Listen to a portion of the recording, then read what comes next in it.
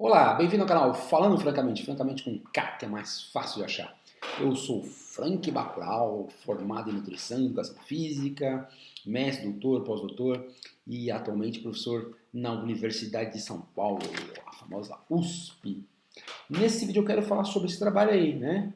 Comendo, exercício, né? Alimentação, exercício e genótipos econômicos, conectando os pontos na direção do entendimento evolucionário das doenças crônicas modernas. Bem, inclusive um dos autores aqui do trabalho é o Frank Buff, né, um pesquisador muito conhecido aí na biologia molecular, tem grande contribuição aí na parte do exercício, da biologia molecular, né, na fisiologia do exercício molecular. Bem, mas a ideia basicamente é bem interessante. Por que eu quis falar um pouco de um vídeo rápido desse trabalho, inclusive um trabalho que vai completar 20 anos, né? Praticamente tem 20 anos esse trabalho. Mas por que é interessante? Bem, porque, ao meu entender, por exemplo, esse trabalho, para uma hipótese, né, do porquê as coisas acontecem, ele permite ter algumas coisas atuais que estão sendo feitas, como, por exemplo, treinar em jejum, né, para avisar a adaptação.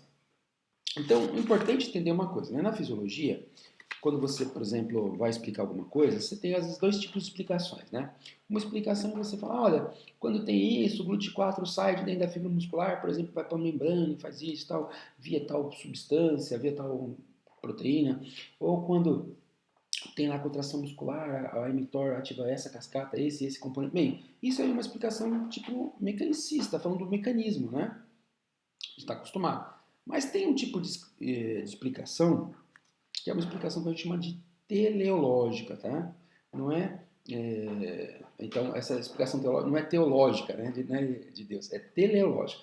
Teleologia é a ciência das causas finais. Então, seria, enquanto a explicação do mecanismo tenta dizer como acontecem algumas coisas, a explicação teleológica ela tenta dar uma ideia do porquê. Então, por que isso aconteceu? Quer dizer, por que um mecanismo evolucionário, então, é muito usado para a evolução, né? Porque o mecanismo evolucionário ocorreu. Então, eles começam dizendo assim, bem, a maioria das pessoas, quando você fala que exercício faz bem, que isso é necessário, elas entendem, né? Mas não é uma explicação exatamente do porquê a gente teria evoluído em termos de ter uma fisiologia que depende de exercício para ficar bem e quando fica inativo, fica doente. Então, basicamente, o que eles colocam no trabalho é que lá no final da idade paleolítica, em termos de 50, 100 mil anos atrás, tinha aquela situação onde não existia nem agricultura, domesticação de animais, então nós éramos caçadores e coletores. Né? Então ele fala assim, por exemplo, o indivíduo fala que os homens, por exemplo, ficavam de 1 a 4 dias consecutivos caçando e as mulheres de 1 a 3 dias consecutivos, por exemplo, coletando. Então, as pessoas são muito ativas.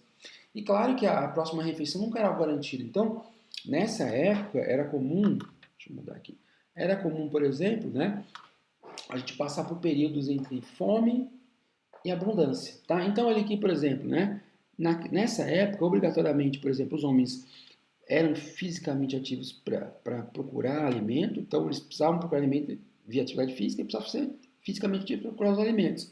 Então tinha esse ciclo, né? Abundância, fome, ou festa, fome, né? Que era essa situação, tinha hora que comia e tinha hora que não comia.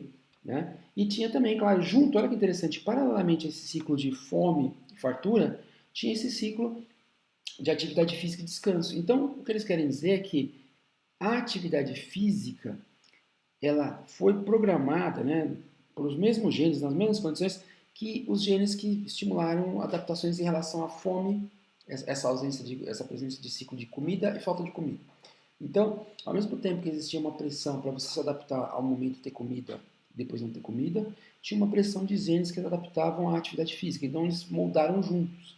Né? Então, o que esses genes, por exemplo, eles começaram a ter? Eles foram criando genes econômicos para que a utilização dos combustíveis musculares fosse mais eficiente. Então ele fala aqui, ó, por exemplo, nessa situação aqui desse ciclo de fome e abundância e atividade física e descanso, por exemplo, houve a situação onde havia, principalmente no período que você não tem comida, redução do estoque de glicogênio muscular e de triglicéridos. Então, os processos metabólicos foram se especializando em como lidar, né, como modular os depósitos de combustíveis, as proteínas metabólicas, a insulina, a sensibilidade à insulina, porque tudo isso que influencia quanto vai ter de glicogênio, quanto vai ter de gordura no músculo. Tá? Então, isso aí acabou fazendo uma pressão E aí esses genes econômicos, eles foram acabando, tanto pela questão da atividade física e descanso, como pela fome e pela mudança, acabaram resultando em genes econômicos para que tivesse a seguinte função: conservar o glicogênio muscular e repor esse glicogênio muscular, porque isso melhorava a sobrevivência. Então repara aí que ele está tentando colocar a evolução, dentre os pontos importantes da evolução, a importância que tem o carboidrato na fisiologia. Porque é esse carboidrato que você tem pouco no organismo é que determinava o quanto no período de fome o indivíduo tinha condição de ser ativo para buscar alimento. Tá? Então ele fala assim, olha que interessante, ele fala assim que por que você tem uma diferença de glicogênio polimuscular e hepático? Ele fala assim, mostrando, ele dá um exemplo, mostrar como o músculo é prioritário. Se você faz um exercício que depleta os dois, aí faz uma reposição de carbo, o músculo, 1-2 horas depois, ele está começando a repor em grande quantidade e o fígado isso vai demorar mais 4 horas. Né? Então ele mostra que tem uma prioridade muito grande, não só para preservar, eu já vou discutir um pouco isso, como para repor rápido o glicogênio muscular. Porque o fígado ele tem uma enzima que chama glicogênio 6-fosfatase que permite que o glicogênio seja quebrado, a glicose perca o fósforo e a glicose saia na corrente sanguínea. O músculo não, o músculo localizado. Então, aquelas 900 calorias lá que a gente tem na forma de glicogênio no músculo é para a contração muscular. Tá? Então, olha aqui que ele fala aqui. Então, ele dá um ciclo aqui mostrando, período de abundância, então a pessoa consumiria carboidrato e gordura, né? Então ele teve sucesso, por exemplo, na caça ou na coleta. Ele ficaria momentaneamente inativo ali, porque estaria comendo, né? Não precisaria caçar tanto, aquele dia de descanso. E isso geraria a ideia de você ter uma parcimônia, uma economia nos estoques. Então, repor estoque de glicogênio muscular, de triglicérides muscular. Tá? E aí, vai passando os dias, você vai entrando de novo num ciclo de fome e necessidade de atividade física. Então, é a hora de você usar esse gene. Então, as pessoas, ao longo desses 50, 100 anos, elas foram selecionadas, elas comiam e armazenavam. Então, elas armazenavam de forma eficiente. E depois, quando começassem os próximos dias ali de fome e necessidade de atividade física, os genes que foram selecionados, eles também foram selecionados para usar o glicogênio, por exemplo, com mais eficiência, porque a gordura tem muito, o glicogênio tem pouco. Tá? Então, e aí ele precisava desse glicogênio, para que ele precisaria desse glicogênio? Por exemplo, para os períodos de atividade física intensa, para os períodos onde você precisa fazer força. Aí ele coloca uma coisa curiosa, que talvez os genes de hipertrofia também tenham sido selecionados nesse período, porque no período de fome e tal, você não tem ali hipertrofia, né, falta de caloria. Mas quando você começa a ter a abundância de alimento e tem exercício e tal, você hipertrofia, tentando associar também a questão da hipertrofia com dependência de carboidrato, efeito do carboidrato poupador de proteína. Tá? E aí ele mostra aqui, então, nesse contexto, né, abundância, começa a armazenar fome, isso foi gerando adaptações aí, inclusive, né, no músculo esquelético, para aquela coisa ali, ó, proteínas como GLUT4, MPK, que no final das contas vão gerar isso aqui que coloquei aqui, ó, conservar o glicogênio muscular e usá-lo de forma mais eficiente durante a contração. Aí ele coloca aqui bem rapidinho na tabela, insulina, né, glicose no sangue, insulina, sensibilidade à insulina, nível de atividade física. Basicamente o que ele mostra aqui é que quando você tem a abundância, a maior parte dessas coisas aumentam, né, na recuperação dos exercícios também, e na fome ao contrário. Ou seja, mostrando aqui que as enzimas e fenômenos fisiológicos eles vão se modulando para isso. E aí ele mostra o que aconteceu aí na Idade Moderna, né, a partir do século passado. Você tem lá grande... Então, teve, claro, depois de alguns milhares de anos, a agricultura, a domesticação de animais, depois com a área industrial, uma parte do mundo, oferta excessiva de alimentos. Então, você tem aquela fase ainda onde você tem a ingestão de glicose, de gordura, só que agora de uma forma ilimitada. Né? Então, você não tem, por exemplo, aquele período que o estoque de glicogênio muscular e triglicérides diminui. Tá? Então você também não tem necessidade, porque não tem aquela falta lá, da GLUT4 da MPK diminuir. E essas alterações, esse ciclo, né, de aumento e diminui, estariam ligados à nossa saúde. Então essa alteração da fisiologia entre fome e ingestão, que acontecia antes, não tem. Então olha, tanto que ele mostra que a parte do ciclo, né, porque lembra, era mudança, fome e atividade de um lado. Já não tem mais aqui, ó, a fome e atividade. Então, eu tive o período de abundância, o período de abundância gerou armazenamento, inclusive, né? E aí eu não tenho mais onde eu gasto esse armazenamento no período de fome e atividade. Então ele vai gerar aqui um impedimento, né? Então não tem ciclagem, não sei se nem essa palavra existe, não tem ciclo de processos metabólicos. Então você começa aí a ter um armazenamento não saudável, excessivo, começa a depletar, começa a gerar síndrome, como síndrome metabólica, né?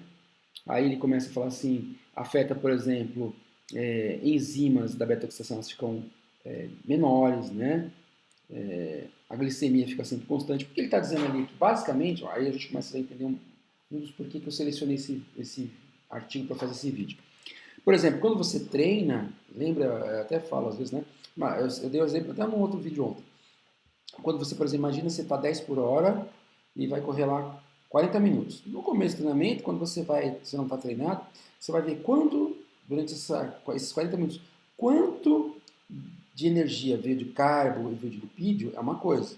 Depois de 3 meses que você está treinando, se você for correr os mesmos 10 por hora, na mesma velocidade, os mesmos 40 minutos, você vai ver que relativamente você passou a usar mais gordura e menos carbo na mesma intensidade.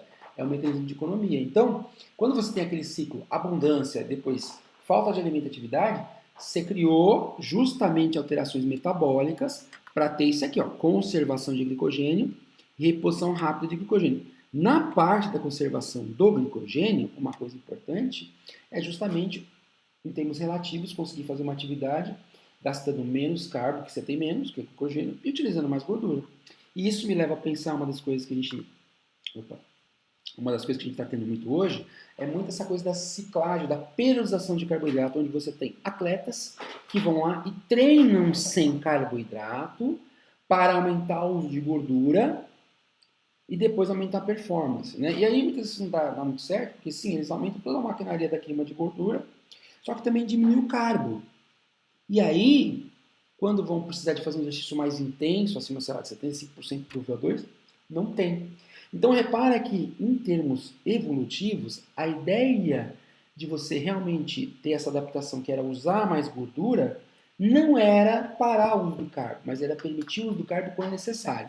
Talvez o que essas pessoas hoje estão fazendo, elas estão sim, quando elas treinam sem carboidrato, elas estão sim otimizando o mesmo tipo de via, é uma via que já foi programada geneticamente para existir. Mas elas cortam tanto carboidrato que essa via acaba não funcionando como deveria, porque originalmente ela deveria suspender o uso de utilizar o uso de gordura, mas deixar ali a parte do carboidrato preservada para quando precisasse fazer exercício. Exercício intenso à base de carbo. Tá? Então, provavelmente os caras estão fazendo a mesma tentando criar aquele contexto, mas eles estão de forma errada. Porque esse mecanismo que eles estão vendo hoje, olha que interessante, quando eu fico em jejum, quando eu faço exercício sem carboidrato, eu uso mais gordura. Isso originalmente não foi para deixar de usar carbo. Provavelmente foi para usar o carbo de forma mais eficiente. Então, quando os caras fazem isso, eles estão usando esse mecanismo para usar carbo mais eficiente, mas como eles cortam muito carbo, não fazem a ciclagem adequada, na hora que tem que fazer exercício, não usa o carbo, a intensidade de exercício cai. Tá? E aí, para terminar aqui, o que ele fala? Bem, ele diz o seguinte, é muito provável, é impossível que eu vou, na população moderna, tirar esse ciclo aqui de excesso de alimento, né? Quer dizer, não tem mais aquela parte de comer pouco e depois parar. Então, isso vai ter. Então, como eu tento, por exemplo, quebrar esse efeito, porque antes eu comia, armazenava e usava. Então, agora eu estou comendo mais, né? Inclusive, olha que interessante que o pessoal fala. Ele tem uma informação que eu parei para pensar que é verdade. Inclusive, ele comenta que hoje, em termos relativos, em termos absolutos, tá? A gente come mais em quantidade do que os caras Desculpa, a gente come menos que aqueles caras comiam. Tá? A gente fala, nossa, a gente come menos em termos absolutos. Provavelmente os homens lá, eles comiam muito mais calorias, mas eles gastavam mais. Tá? Então ele até comenta que a gente pensa só se come, eles falam, por exemplo, dos lenhadores, que os caras comiam antigamente, né?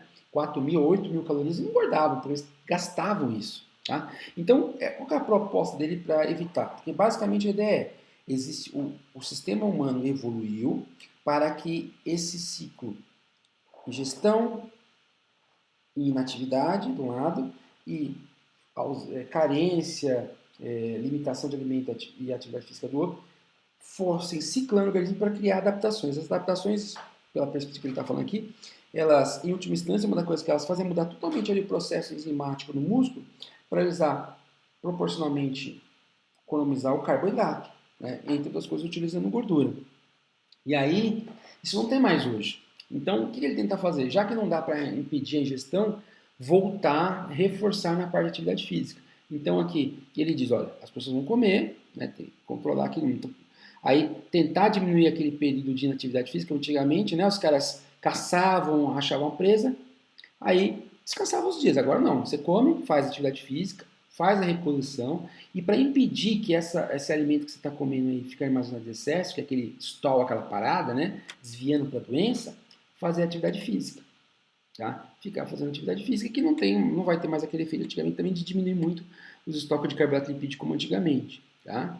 Então, essa era a proposta dele. E aí, claro, eu até coloquei a imagem, acho que vou tentar dar um nome engraçado aí para esse vídeo, que é a gente entender algumas coisas. Que nem eu falei, eu escolhi o vídeo de quase 20 anos atrás, porque ele fala num tom aí de por que o exercício seria benéfico, né? E como que essas adaptações, por exemplo, de carboidrato, de lipídio, etc., estariam ligados à nossa saúde. E aí eles mostram, né, genes econômicos, que num ambiente onde a alimentação não era muito abundante, eles se especializaram em guardar aquele combustível que era nobre, que é o glicogênio. Nobre para quê? Para fazer atividade de alta intensidade, para fazer força, para explosão, para luta, e também utilizar mais o lipídio, que era um combustível mais abundante, mais devagar. Então repara que os dois evoluíram, o fato de você se adaptar para proporcionalmente numa mesma intensidade, usar mais carbo e lipídio, mas não é acabar com o uso do carbo, é preservar o uso do carbo.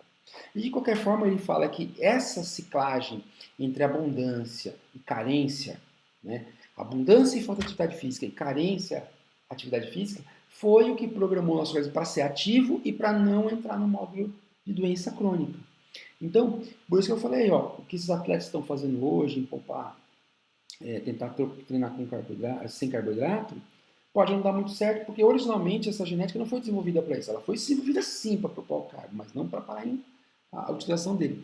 Por outro lado, ele comenta aqui, mas se a gente parar para pensar também, o jejum intermitente, né? Ele comenta alguma coisa assim. O jejum intermitente, na verdade, se a gente parar para pensar, muitas vezes ele é usado independentemente da atividade física. Mas ele comenta, dá a entender que o jejum intermitente, para ter todos os efeitos benéficos dele, deveria ser feito com atividade física, porque ele diz assim que o jejum intermitente cria umas adaptações, por exemplo, na insulina, na sensibilidade, na glicemia, e a atividade física cria outros. E os dois seriam no sentido da saúde, mas um sem o outro, só o jejum intermitente não seria suficiente. Tá bom? Então é um vídeo aí para a gente entender, né? Por que eu coloquei o Exterminador do Futuro? Porque se você quisesse acabar com a humanidade, você voltaria na época da pré-história e acabaria com o uso do carboidrato. Você teria ferrado o organismo humano, teria ferrado a evolução humana. Então, embora as pessoas, a humanidade viveu milhares de anos comendo carboidrato, a fisiologia parece que pode, segundo essa hipótese, ter se adaptado aos carboidratos, as pessoas insistem em querer cortar esse nutriente, tá bom? Então é isso para a gente pensar aí. Espero que gostem do vídeo, né? Curtam, né? O truque para você é curtir, comentar e compartilhar. Se não for inscrito no canal, se inscreva e até um próximo vídeo, se Deus quiser. Um grande abraço. Tchau, tchau.